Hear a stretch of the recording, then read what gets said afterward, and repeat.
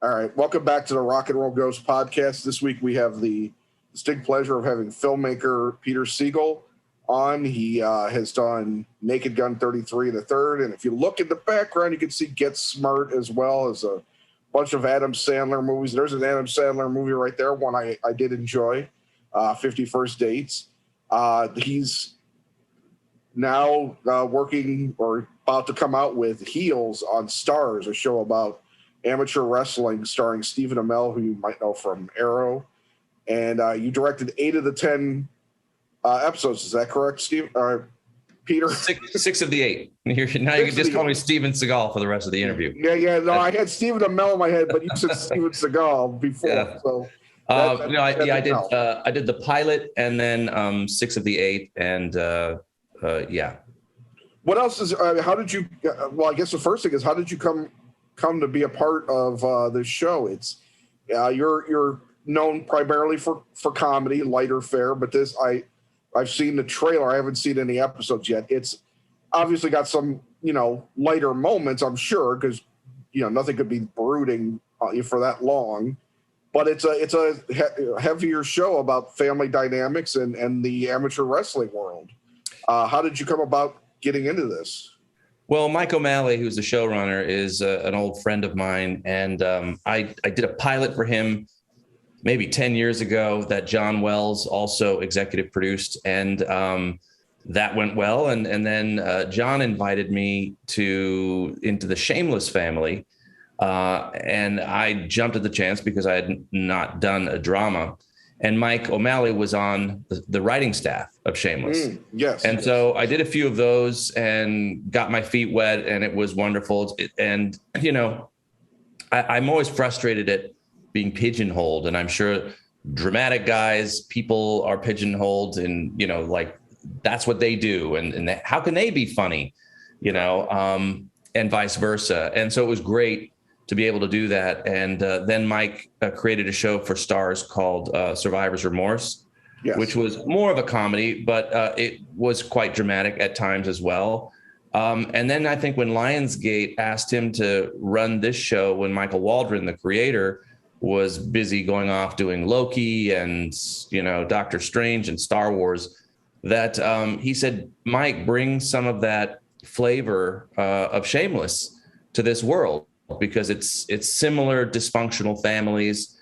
It's a dramatic background, but we don't want to take ourselves too seriously. We want to have a bit of an oddball sense of humor. And so he said, I know just the right oddball guy to head the oddballs. So that's when he called me. Isn't that pretty great, though? I mean, you've had a very successful career working mostly in comedy. In fact, your last film was with Dave Bautista, oddly enough, a former wrestler. It was My Spy. Was that correct? Correct. I for some reason, I almost blanked on the title. So, but unfortunately, that came out during the beginning of the pandemic and probably didn't get the shake it deserved. It actually, it was a silver lining to that. We were prepping Heels at the same time, and it was Friday, March 13th, and it was the day that My Spy was supposed to come out, and we were 2 weeks out from starting to shoot principal photography on Heels. We got shut down on Heels, and my movie opened in 17 countries on the 13th and closed in those 17 countries on the 14th because everything shut down. Yeah. So we went into limbo for a couple of months, and then, this unforeseen miracle happened, and that was families were starving for something to watch while they were all at the beginning of this thing called quarantine. No one knew how long it was going to last and whatever.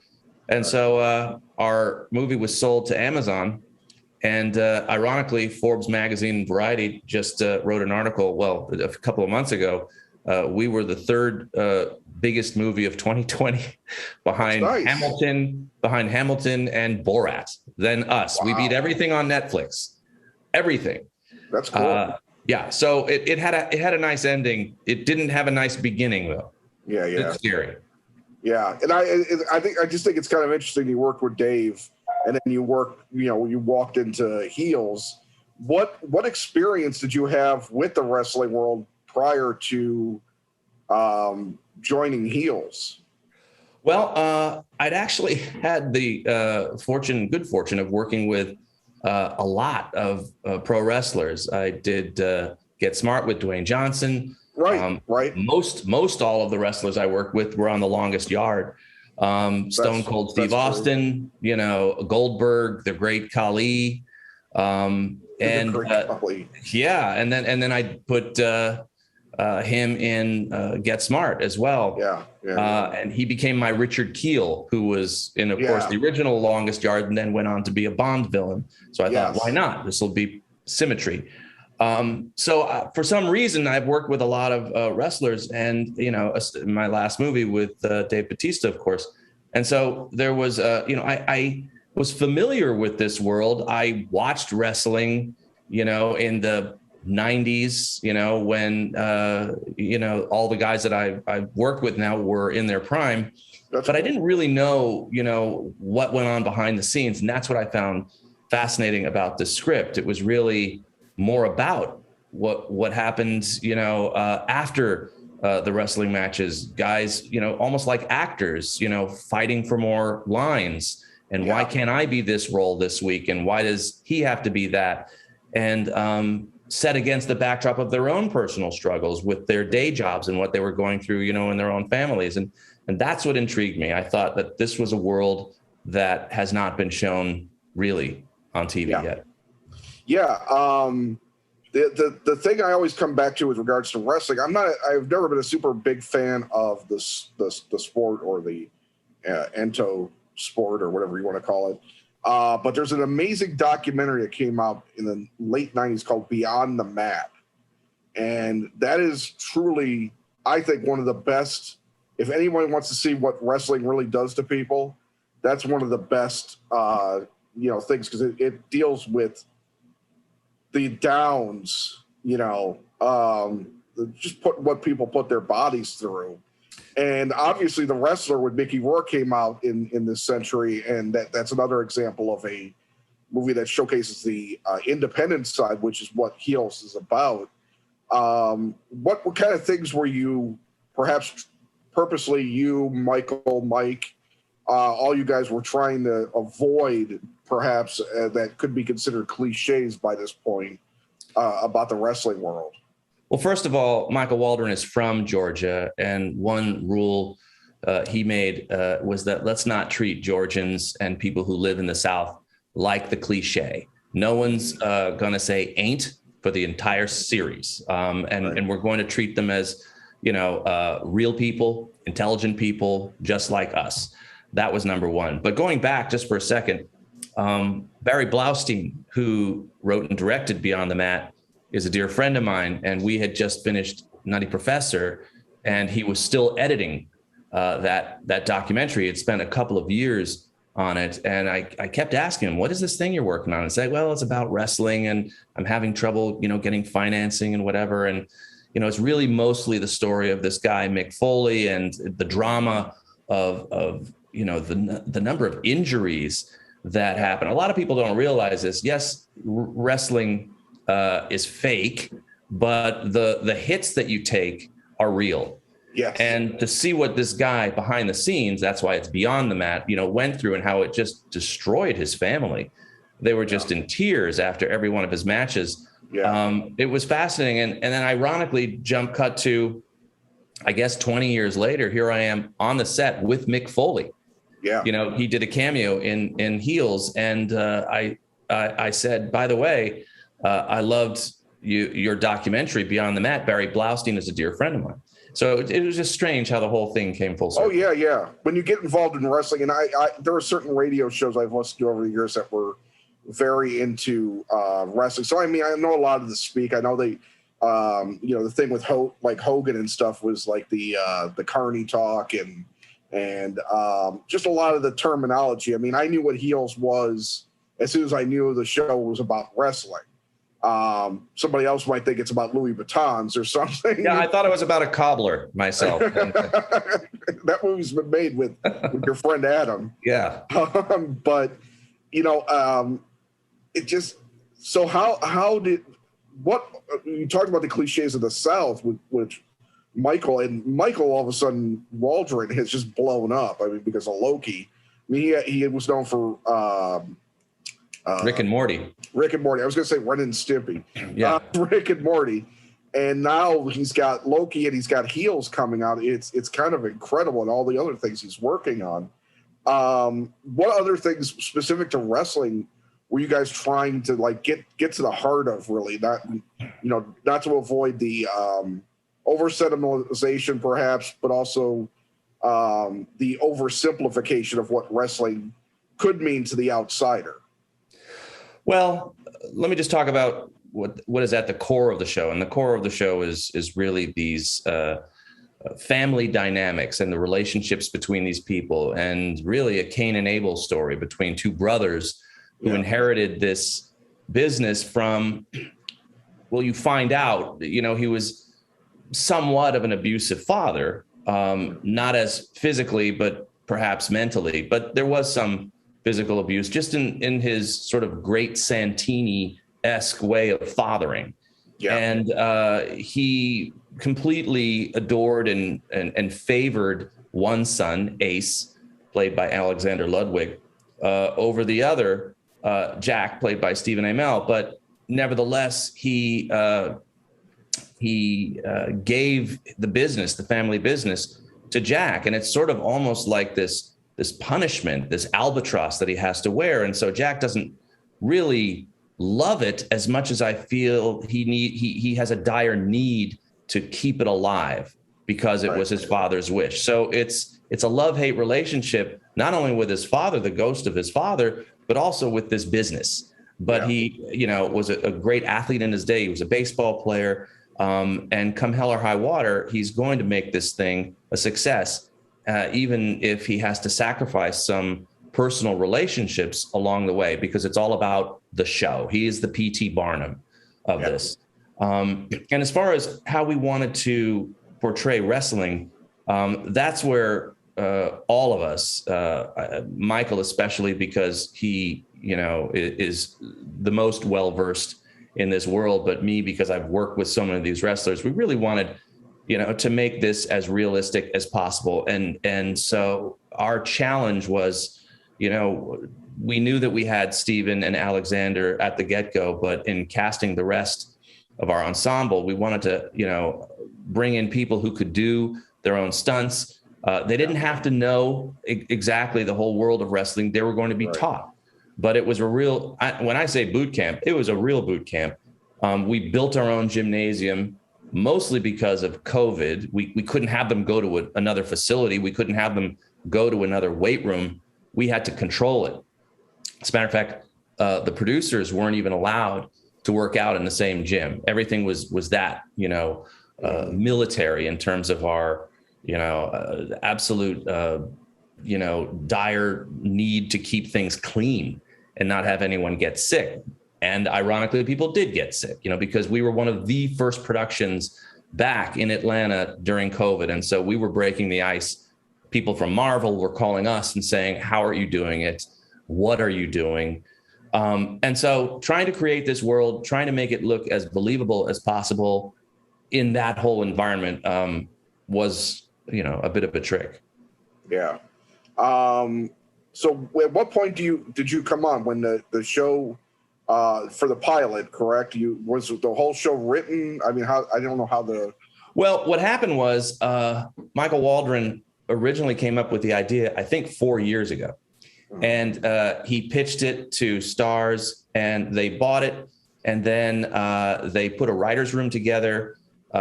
He wrote the first two. And then the other writers wrote the remaining 6.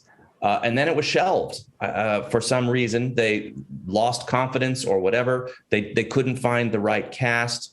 And then a couple years went by and they snagged Amell and then Ludwig. But by this point, Waldron was taking off from Rick and Morty and he was given Loki. So ironically, his baby, he had to give up to, foster care. And that was in the form of, Michael Malley, who's a fantastic showrunner. I think the best I've ever worked with.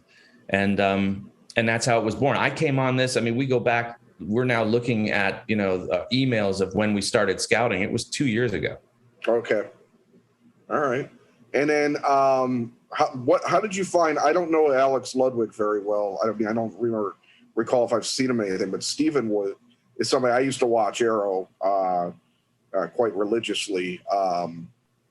And he was always a physical and just a dynamic presence, I thought. And I'm glad to see that he's not being, I guess, stuck in the Arrow, world. And he's, kind of, because he had that other movie that came out, which I'm blanking on, Code something, I believe. Yeah, and we did it with his cousin, Robbie. Robbie, right? Yeah. How did you find working with them too, and were you part of working on their relationship in the film or the show as brothers? How did that all come together? Well, absolutely.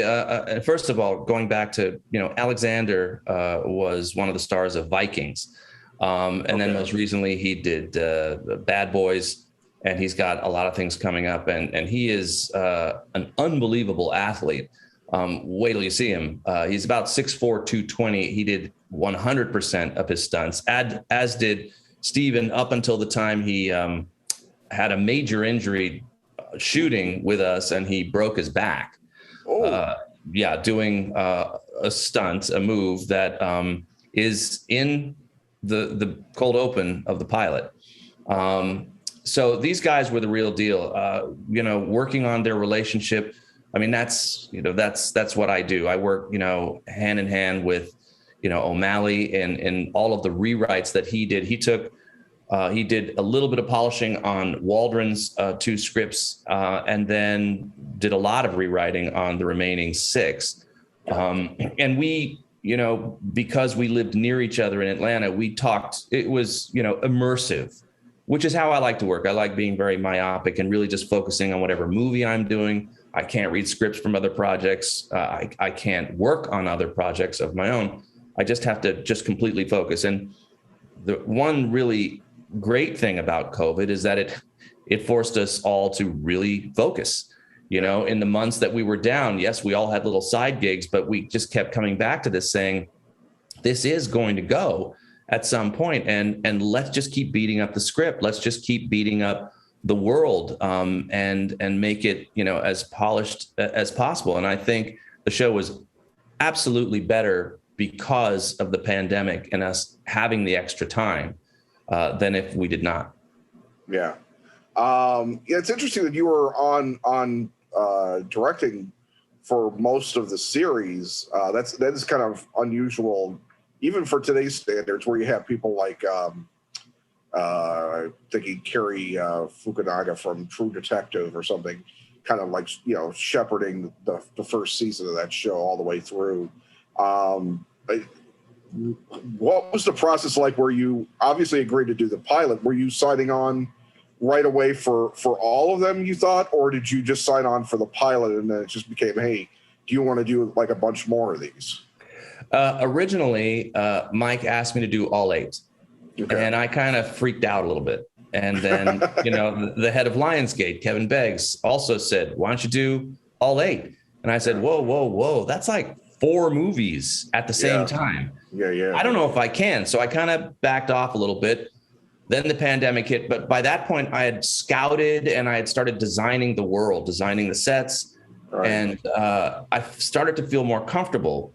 And I said, I think I can do, then I was just going to do 4. And I said, I think I could do more. I think I can do at least 6 and feel comfortable. And they said, you sure? I'm like, yeah. Okay, because it just so happened that one of the directors we hired just got COVID, so she's out.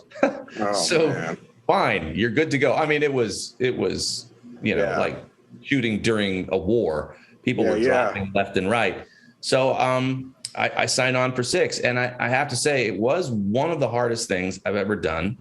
I'm very granular about, how I approach any project. As I said before, very myopic. I just completely obsess over it. But suddenly I'm obsessing over not, 120 pages, but times 3. Yeah. And so I treated it like a 6-hour movie.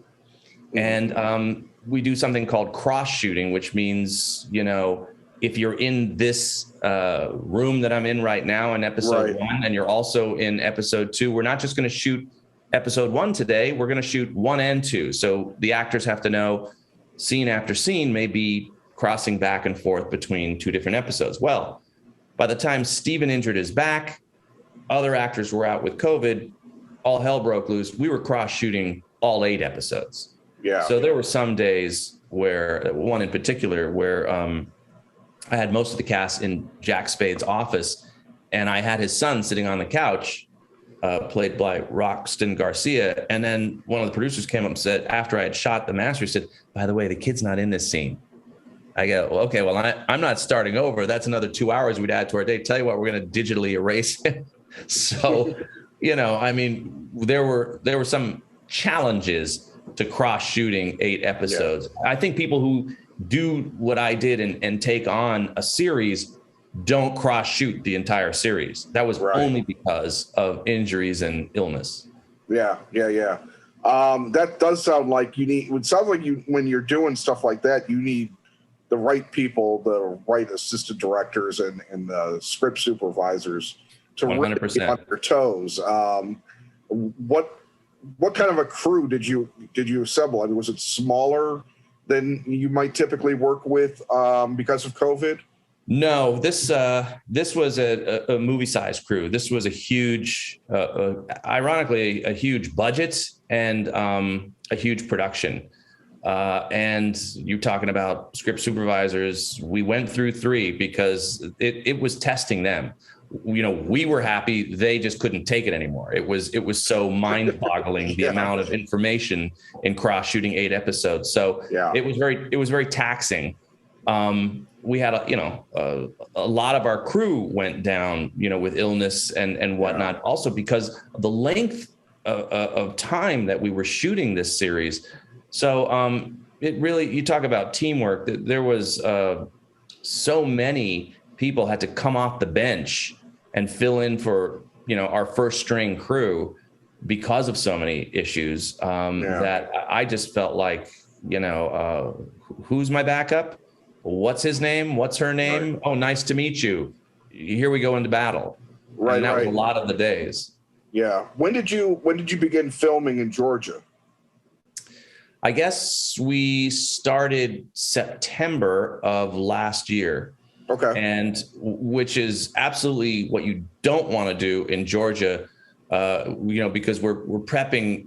September is the hottest month of the year. Okay. And that's not when you want to be filming in the South. No. But fortunately, we only had a month of it. And then we got into cooler weather. And, Georgia, I love the state of Georgia. It's beautiful. But boy, does it have mood swings with temperature. So we went from sweating our balls off to just freezing like popsicles. Really? Oh, yeah. Yeah. Crazy. Full on parkas. Yeah. It's not even that bad here in Chicago. Oh, is that where you are? Yeah.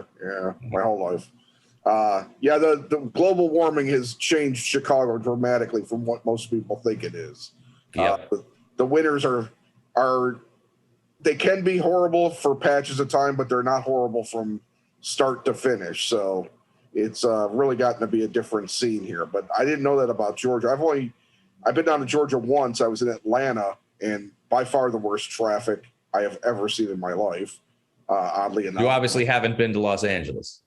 No, I have not been to Los Angeles, but I thought Chicago was bad, and Atlanta is somehow worse. I was stuck on an expressway with like double the amount of lanes that we have up here at 11:30 at night, and I was like, I don't know what the hell is going on, but this is insane. But well, let me talk to you a little bit about working with some of the folks you've worked with in the past. One of your recurring people that you've worked with a lot is Adam Sandler. I mean, can you describe that relationship? Because obviously, if he likes you, if he had you come back to direct multiple films. What is that relationship like? Well, Sandler and I knew each other many years before I did my first film with him, which was Anger Management, because he and Chris Rock and David Spade and Chris Farley were all best buddies at SNL. Right. And I'd done a movie called Tommy Boy with Spade and Farley. And at some of the events that we went to, Sandler was there and we'd hang out. And, I would go during our shoot in Toronto for Tommy Boy, I'd go and hang out with Lorne Michaels and get his notes and so forth. I'd fly down from Toronto and hang out during the show. And so I got to know Adam. And so I felt like I knew him for years before I even started working with him. But he's an incredibly loyal, familial kind of guy. Once you're in the family, you're in, and you just keep going. And so I started with anger management and then went on to do 50 First Dates. And those were almost, post and prep on those two movies were crossing each other. So that was insane. And then went right into The Longest Yard. And then I just needed to take a break after that because, it just was nonstop for 4 years, basically. But, you talk to anybody that's worked with him and it's really like I said, it's a family. Yeah. For some reason, you've done so many movies, quite frankly, that I forgot about anger management. That's one I remember liking a lot. And 50 First Dates too. I remember going to see with my ex-wife in the theater. But come on, let's talk about anger management. You worked with Nicholson. What is that like? Well, one of a kind, certainly. There's nobody who can suck the oxygen out of a room when they enter the way he can. I think I know that he had his son at the time was young and was maybe 12 and was a huge Sandler fan.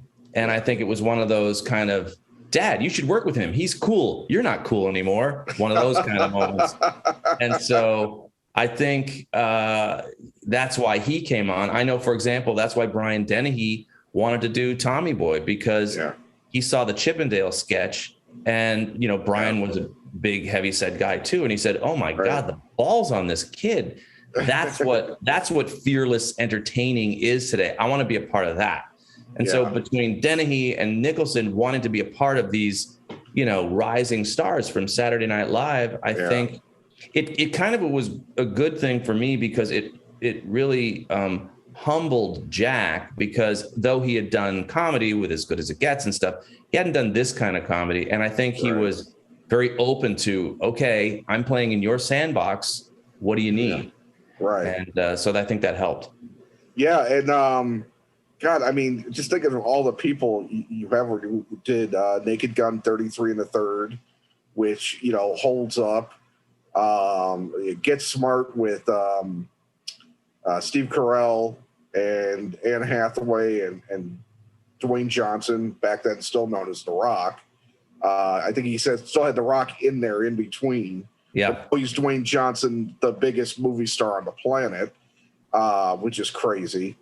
I mean, you've really worked with some enormously huge people, but you seem like a very low key guy. How does that work when you're on set with some of these bigger than life people? I've been told I look very calm on the outside. It's not how it is on the inside. I guess I'm not a good actor. I don't want to be an actor. I so prefer my job behind the camera. Yeah. But I guess that's the best acting that I do, which is to look calm in those situations. Yeah. But look, I will say this: the beginning of my career when I worked, my third film was with Jack Lemmon and Lauren Bacall and James Garner. And, when I went up to Jack Lemmon and Lauren Bacall and they were talking about working with John Ford, and I said, I feel about this big right now. Can you guys just cut me a little slack and just talk about somebody who's a contemporary, not the greatest fucking director of all time? So, but I did find that, when I was working with those guys, I was 33 years old and I on my third movie. And there's a level of, you have to earn their respect. Let's put it that way. Yeah. There's what I call the 2-week trial period where you better pluck the thorn from that paw quick and illustrate that you know what you're doing and that you're not going to make them look foolish because they feel like, hey, I'm an Oscar-winning legend and I'm entrusting my career to you. Yeah, yeah. Okay, you're barely shaving. So, you know, but then once you win their, hopefully, if you can win their approval and confidence, the ship starts to sail a little smoother. But on the first few, and especially even Naked Gun, that was my first movie. Leslie Nielsen was very hard on me. Really? Yeah. Now, to the point where you weren't getting along, or that just he was just tough? Day one, when I realized that, you know, that quick, the way he spoke was very coached, I found, by David Zucker, the creator of the Naked Gun franchise. And so if you're going into a police squad and you have something to say and you speak like this, great. Okay. But without the coaching, you go into a police squad and you have something to say. You know, okay, maybe let's try picking up the pace just a little bit. Oh, the kid wants me to pick up the pace, does he? To the crew. It was that kind of thing. And I'm oh God, this is not going to go well. And I went back to the monitor and I almost got angry at David. I said, you bamboozled me. He's your creation. You made him. That's not how he normally is. And he just went, welcome to directing, kid. And so, it's learning trial by fire. You know, it's funny that line came out of his mouth, because when you were talking about working with Lemon and Gardner and Bacall, I was thinking any one of them could just point to the producer and say, hey, Jimmy, what's with the kid? You know, yes. Is he somebody? And they probably did. Is he somebody's nephew? What the hell's going on here? I'm sure they did. But I do remember one day we were shooting a prison riot in Naked Gun, and about 2 weeks in, and I, again, had been really not been treated with much respect. But Leslie came up to me, put his arm around me and said, you'll never guess who called me last night. Sherry Lansing. She said the dailies are amazing. You're doing a Herculean job. I'll never forget I'd never heard the word Herculean. And I went, oh, okay. So, yes, we're good. We're good. He needed reassurance from someone else that it was going 100%. So that's what it did, you know, and then cut to only a few months later, I'm in Toronto scouting Tommy Boy, and onto the elevator comes Leslie and his girlfriend. And I went, Leslie. And he goes, right. Barbary, this is, he forgot who I was already. It was only a couple months after the movie. So that respect lasted just a little long. Awesome. I love old Hollywood. The old Hollywood guys, man, they're almost completely gone. And it makes me sad, like you talking about working with Jack Lemmon. I'd give anything to meet Jack Lemmon. I mean, he was wonderful. God, I rewatch Glengarry Glen Ross all the time. Yeah. And everybody talks about Baldwin, everybody talks about Pacino, which they're both great. The real key to that movie is Jack Lemmon. Oh yeah. One day while we were filming My Fellow Americans, The Great Race was on, and it's one of my favorite movies. Blake Edwards, I think, was a god. And I said, hey, Jack, Great Race was on last night. Gosh, that was a great movie. And he said, sure was, kid. Take notes. I'm like, just always a kick in the balls when you least expect it. Like, okay. Oh, the gods, they're allowed to do that. I dearly miss so many from that generation, because there was just something, they were able to both play the game, but they knew how to play the game, but they weren't suffering any BS outside of the game. No, they did not suffer any BS. No. And that's my favorite slogan that people say when I'm about to work with an actor. And by the way, she doesn't suffer any fools. I'm like, oh God, here we go again. But am I still kid? Yeah, no, I started to get less of a hard time when my hair started to turn white. Oh, good. At a very young age in my 30s, but suddenly because of all this, but it had a nice benefit that they started saying, well, he looks young, but he's got to be much older, all right, well, he must know what he's doing by just the color of the hair. It's like looking at somebody with glasses and say, they got glasses. They must know what they're doing. Must be smart. Yeah, exactly. Meanwhile, I've got glasses. I'm a blithering idiot. This is by far the funniest damn interview I've done in a very long time. So for that, I thank you, because this is great. This is an absolute thrill. I don't want to take up too much of your time, but is there anything you're working on that you've got coming up that I'm missing, perhaps? Well, we've got the second season of Heels. We're starting. Okay. I'm working on My Spy 2 with Bautista, and a rom-com with Blake Lively for STX. Nice. So those are the things I'm juggling right now. So when does Heels season 2 go into production, you think? Not exactly sure. I've been hearing rumors of January to start prep, but it's based all on everyone's schedules. You were talking about Amell and the movie that he did with Robbie Amell, his cousin. Yeah. That was a little crowdfunder or whatever. Yeah, crowdfunded, and it did so well. Now it's got they're doing a sequel, and that's supposed to shoot in the fourth quarter, which is coming up. So that may dictate when we go back on Heels. Gotcha.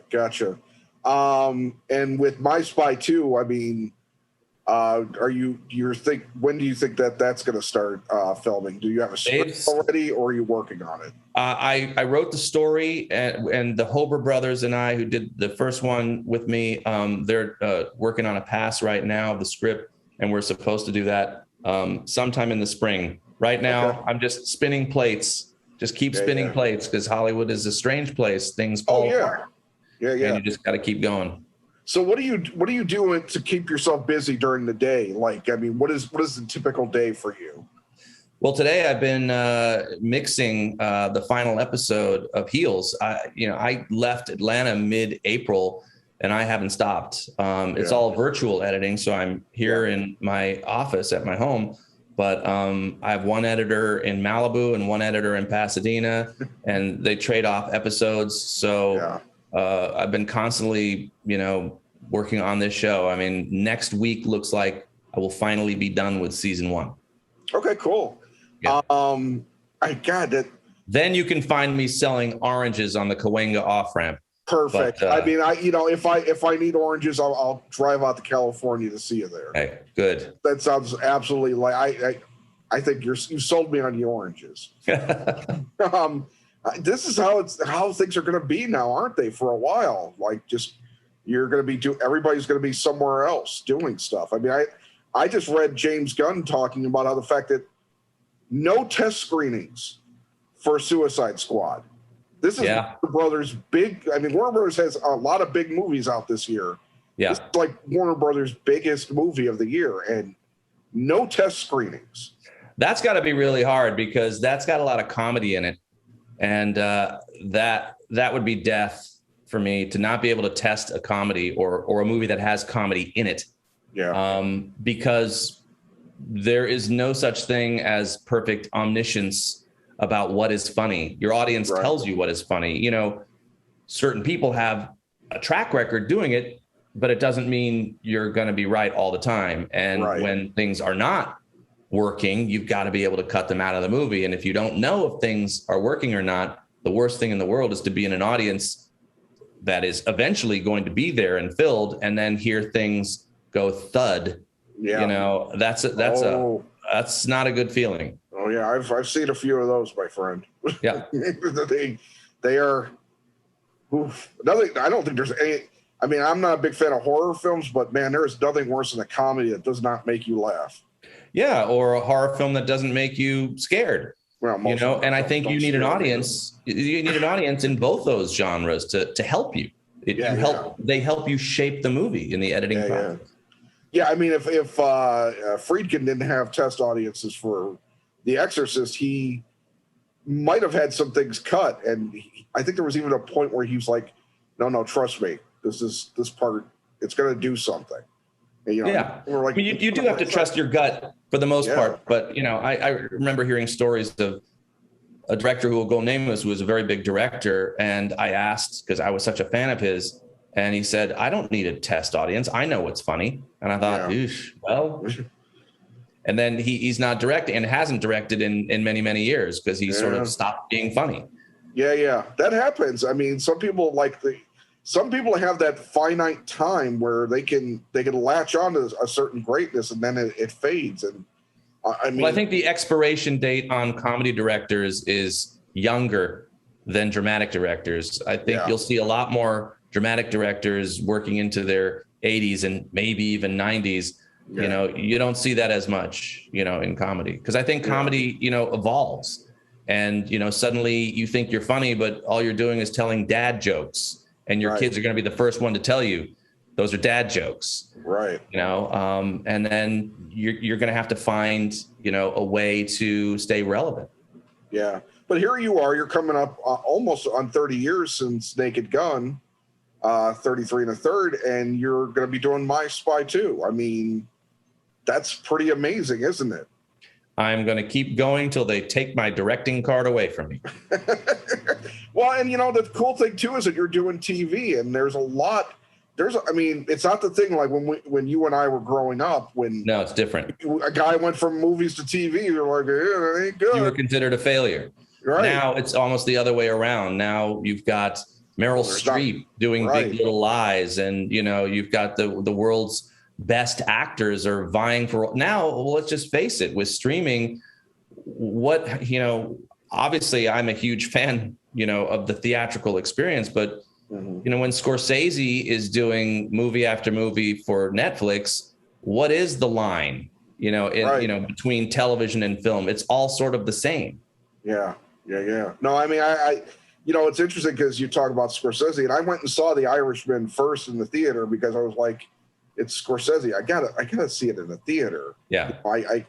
But now with the current environment and with Killers of the Flower Moon, the one he's doing right now with DiCaprio, I might watch it on Apple. I didn't think I would say this either, but because the Delta variant is making, people were about to go back in the water. And now it's like, I'm not going to go into a theater and sit next to somebody who can give it to me, even though I'm double vaccinated. Right. And so me too.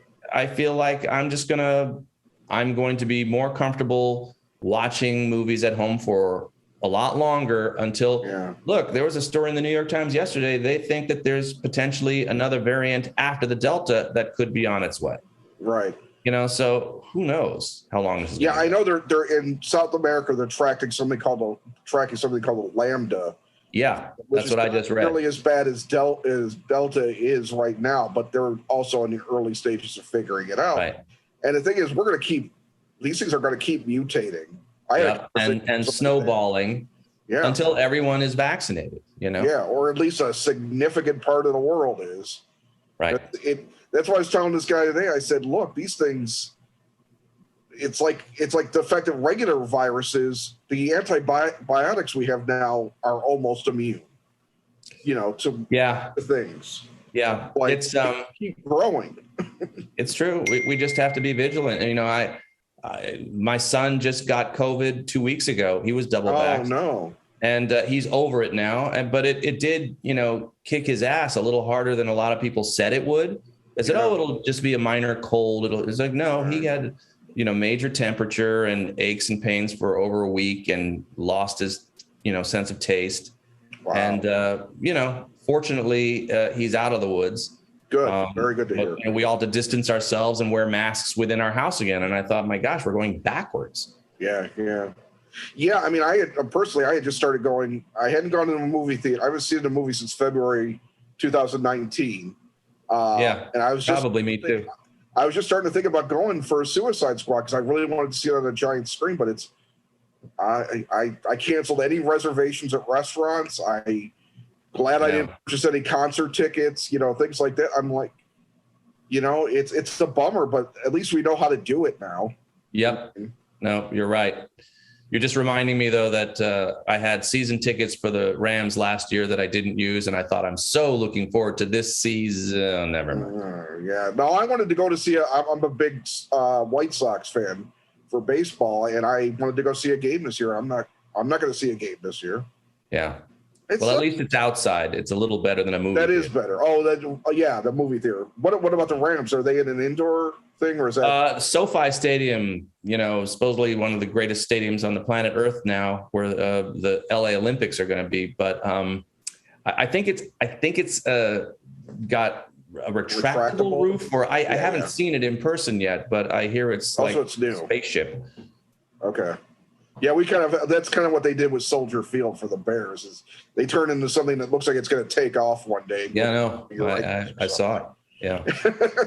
All right. Well, Peter, I thank you very much for taking the time today. I look forward to Heels very much. Like I said, I'm a big fan of the behind the scenes stuff on wrestling, and I'm a big fan of Steven's, and I like your work very much over the years. And I got to tell you, this is one of the most fun experiences I've had interviewing anyone in the past 20 years. So thank you. Thank you for doing that. Thank you, my friend. Appreciate that. All right. Well, you have a good rest of your day. All right. You too. And keep working. All right. You too. All right. Take care, man. All right. You take care. Bye.